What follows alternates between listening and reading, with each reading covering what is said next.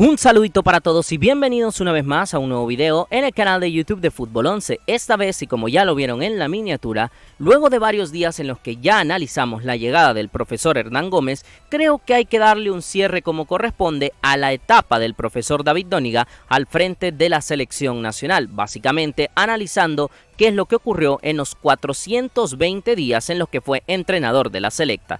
Desde ya les digo que si algo se me queda en el tintero, su oportunidad es de colocarlo abajo en la cajita de los comentarios. Ángel Alvarado es mi nombre y vamos a ello. Como ya todos sabemos la noticia, creo que no es necesario volver a empezar desde ese punto, sino más bien que nos vamos a concentrar en el tema numérico.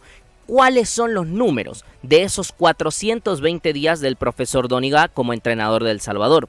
Bueno, pues en ese tiempo, recordando que fue presentado o que él empezó a dirigir su primer partido en enero del 2024, pues dirigió 15 partidos al frente de la selección nacional, en los cuales cosechó 7 victorias, 4 empates y 4 derrotas. Prácticamente la mitad de los partidos que jugó los ganó al frente de la selección. El equipo marcó 18 goles a favor bajo su tutela, lo cual me parece un número normal realmente porque apenas es un poquito más de un gol por partido. Y recibió 15 goles en contra, que este sí que es un gol por partido de promedio. Es un promedio, me parece, negativo, porque básicamente indica que encajas todos los partidos y uno de los aspectos a mejorar era lo defensivo, pero es verdad que podemos ser quizás un poco flexibles cuando nos ponemos a pensar que en el camino hubo rivales como Costa Rica o Argentina, que solo en esos dos partidos recibimos 5 de los 15 goles realmente.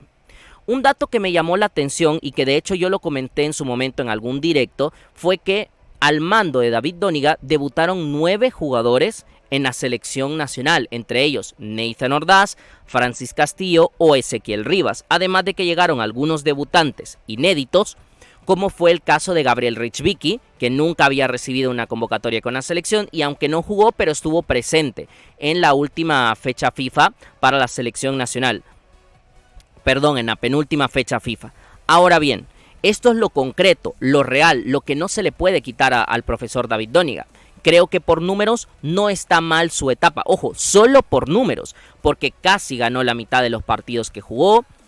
Creo que el número de debutantes está bien, o sea, son números correctos, aceptables. El tema es que estos números no te dicen contra qué rivales se jugó, en qué instancias, qué tipo de partidos. Cuando ya empezamos a revisar más a fondo esto y valoramos también sensaciones de juego y no solo los números, creo que es donde podremos entender qué fue lo que generó el desgaste en esta etapa del entrenador español, la cual podemos arrancar en base a su idea de juego.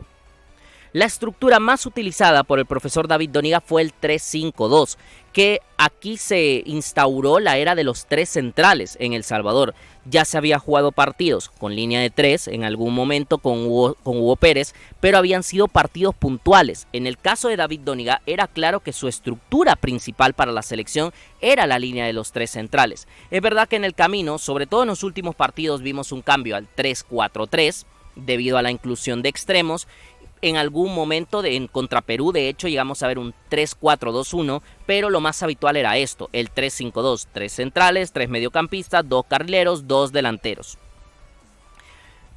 Una de las ideas para poder activar al equipo al frente era el juego largo, es decir, el juego directo, los envíos en largo, comenzando desde los centrales para llegar a los puntas de ser posible. Esto sí que me pareció, más allá, la estructura me parecía novedosa. Yo no creo que la estructura necesariamente sea condenable, pero esto sí que me pareció un poco más salido de lo que habitualmente veíamos con la selección, que sabemos que El Salvador históricamente tiene jugadores de buen pie. Entonces lo que más le conviene al equipo nacional es poder combinarse, poder mantener la pelota a ras de piso. En cambio aquí el profesor Dóniga trató de utilizar esos desplazamientos en largo para saltar líneas de presión del rival y llegar lo más pronto posible hacia el ataque. Que no es que nos sirva como idea, simplemente es algo que no estábamos acostumbrados a que se viera en selección nacional. Quizás en la liga local sí, porque es muy habitual ver jugar al pelotazo a algunos equipos, Pero al momento de querer definir a los mejores, incluso dentro de la liga local, sabías que los mejores se basaban en eso, en tratar de tener más tiempo la pelota y no verla por el aire. Proyección ofensiva cargada por las bandas. Este también fue un sello a lo largo de toda la era de David Doniga. En su momento, y de hecho fue la mayoría del proceso, los carrileros eran los encargados de dar profundidad, los que tenían que subir constantemente, los que tenían que ganar línea de fondo. En los pocos partidos que pone extremos en lugar de carrileros, vimos que esta función la ejecutaron los dos jugadores que estaban más adelantados por las bandas, pero que siempre fue un énfasis principal el que el desequilibrio se generara a través del último tercio, siempre acá, en las posiciones de los extremos o de las bandas. Y un delantero capaz de bajar y descargar. Probablemente Bryan Gil era el jugador llamado a ser el principal para esta estrategia, pero vimos a Isaac Esquivel y a Steven Vázquez, los tres desempeñar un rol relativamente similar, de un delantero que se quedara más posicional y uno que bajase, activase a los que estaban alrededor, bajase pelota, descargara, generara apoyos, básicamente que le diera la continuidad ya cerca del último tercio de la cancha a la selección nacional. Además también, para que podamos valorar quiénes fueron los jugadores que mejor rindieron para el profesor David Doniga, he puesto una alineación no que fue la más habitual, o sea, repito, no fue la más frecuente, no es que esta alineación jugara más veces junta, no, sino que los que para mí rindieron mejor en la idea del profesor David Doniga. A mí me gustó más Mario que Tomás en líneas generales, así que yo coloco a Mario, aunque entiendo que esta puede ser la posición más debatible. En defensa, Jorge Cruz, de los mejores en la era Doniga, se acomodó a jugar bien en el stopper izquierdo. Roberto Domínguez, tuve la duda si Cristian Martínez colocarlo de central, pero es que me parecía muy importante su trabajo en el centro del campo, y aunque jugó pocos partidos, lo que vimos de Domínguez como líbero del equipo me pareció muy bueno, destacado. Y Cibrián, que era el punto de regularidad en la selección. Por los costados, Nelson Blanco, por izquierda, a mí los mejores partidos de los laterales / carrileros izquierdos de la selección me parecieron que estuvieron a la orden de Nelson Blanco. Y por derecha, Brian Tamacas, que, a ver, mención especial para Tereso Benítez, lo hizo mejor de lo que yo esperaba incluso, pero se notaba la diferencia cuando Tamacas pudo estar para jugar. Cristian Martínez, que me pareció el jugador más importante de la era David Doniga por el hecho de presionar hacia adelante, por la contundencia, porque a veces jugó de central también y lo hizo de manera correcta. Sé que muchos le tienen la cruz, pero a mí me pareció correcto el 2024 en clave selección por parte de Darwin Serén. Y Pablo Puñeda, aunque jugó muy poquito, pero yo creo que lo poco que pudo estar en el campo de juego siempre dio un rendimiento altísimo.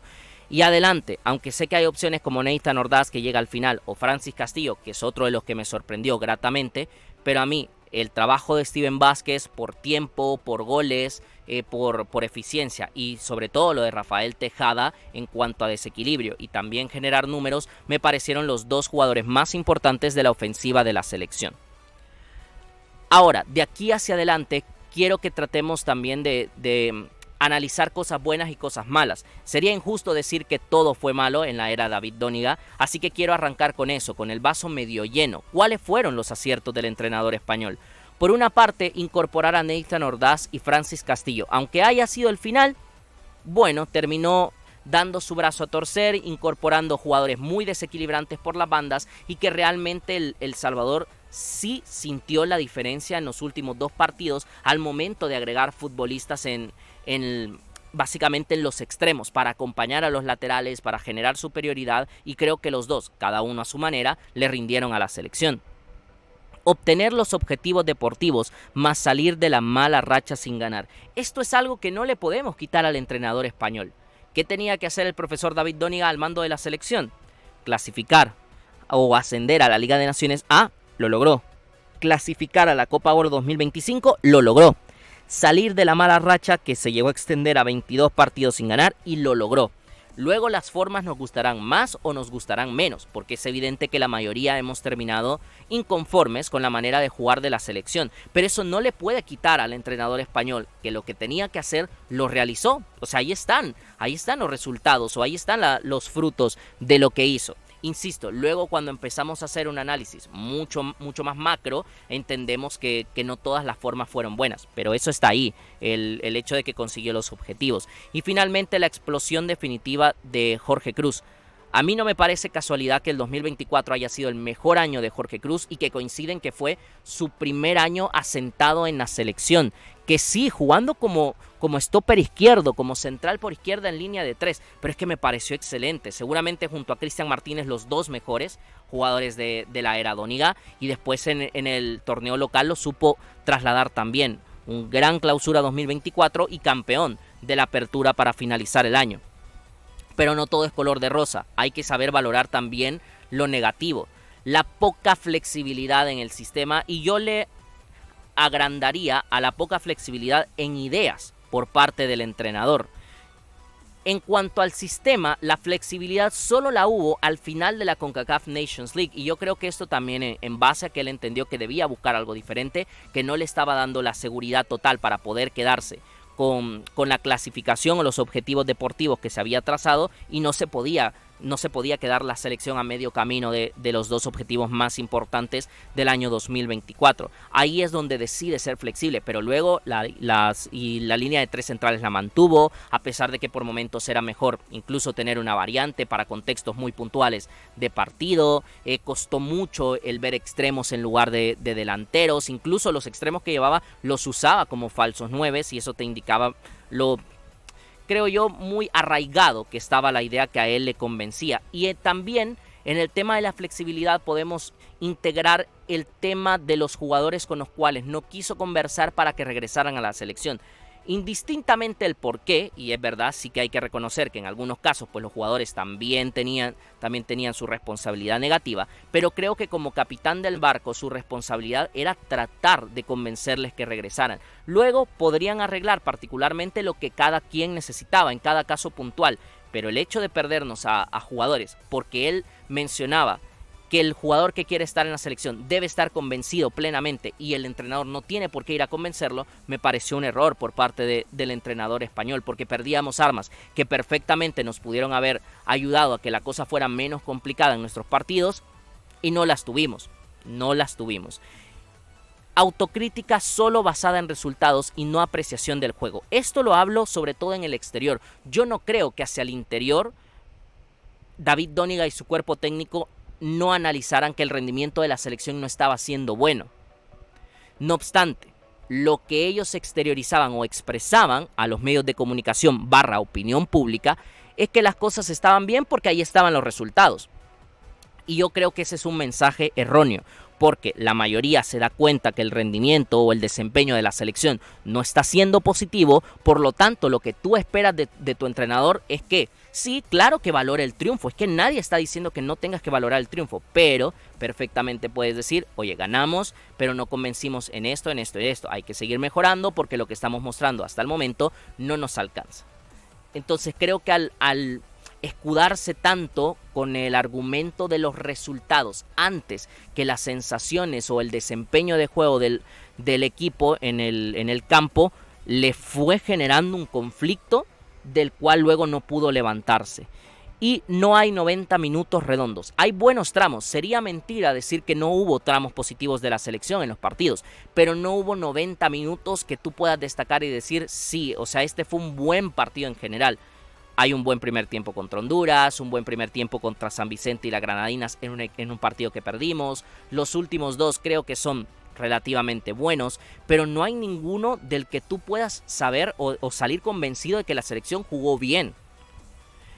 Porque siempre pasaba algo, o el equipo se caía, o perdimos partidos que realmente tuvimos buenos pasajes de fútbol, o nos costaba demasiado cerrar el resultado. Entonces todo esto fue condenando al profesor David Doniga.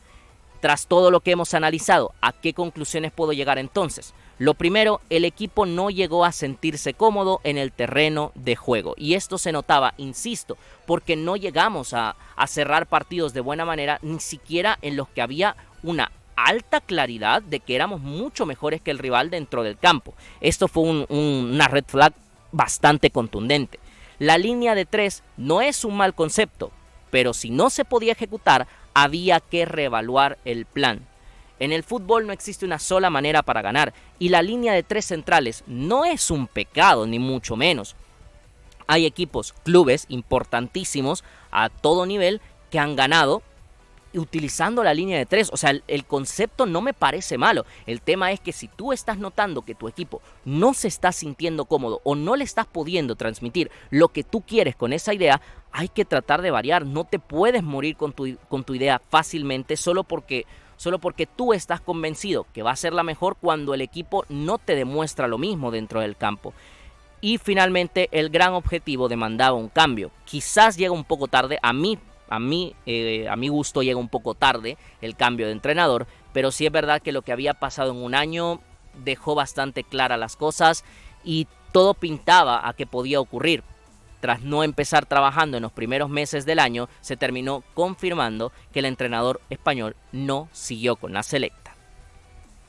Este es el análisis de lo que fue la era Doniga en la selección de El Salvador. Si ustedes quieren agregar algo más, pueden dejarlo abajo en la cajita de los comentarios. Espero que les haya gustado. Si es así, darle like y compartir para que más gente nos acompañe. Y si todo va bien, esta misma semana volvemos con más contenido.